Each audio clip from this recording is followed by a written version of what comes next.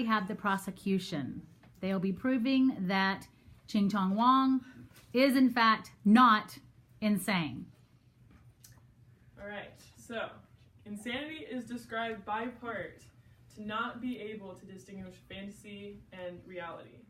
William Armstrong, the accused man, obviously is able to distinguish fantasy from reality. This man has freely admitted to in his confession how healthily and calmly he can retell the story. He tells every detail of his deeds, saying, "If you think me mad, you will think so no longer when I describe the wise precautions I took for the concealment of the body." Isn't it questionable that a man who is insane would say this outright? He is clearly aware of everything he did and is saying now. He is also trying to prove that he is not insane or mad. This man was and is clear-minded, aware, and able to tell the difference between fantasy and reality. He is insane. Well, that's not a nice thing to say. He's not insane.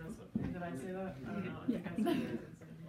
Insanity is defined as a mental illness so severe in nature that a person is subject to uncontrollable impulsive behavior. The killer in the Telltale Heart does not exhibit uncontrollable impulsive behavior. The killer's behavior is planned, calculated, and intentional. Before the murder, the killer was incredibly calm. I proceed with great caution and foresight. He was very calculated. For example, he moved oh so cautiously every night.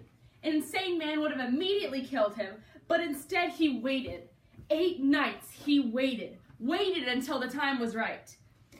He had everything planned to a T, which most insane killers would not have been able to been controlled enough to do.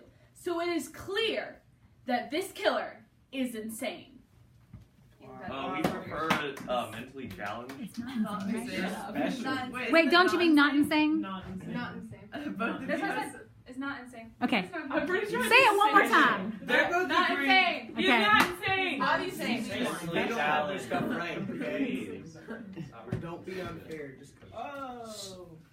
The man telling the story was most definitely not a madman. He could clearly tell what was right and wrong and was able to handle his own affairs.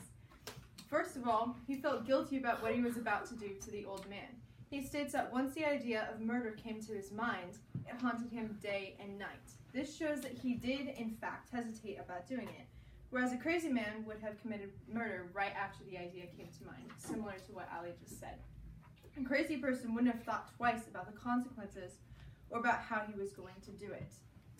The so-called crazy man contemplated the idea for an entire week before carrying out the deed.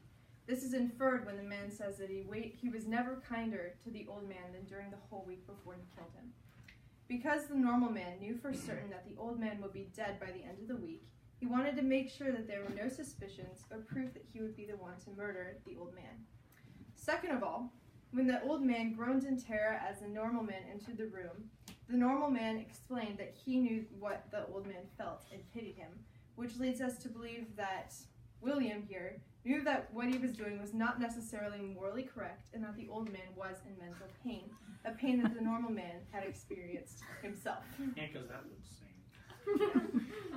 This leads to the thought that not only did he know that what he was doing was wrong, but he also understood what the old man was going through and yet still decided to carry through with the malicious acts.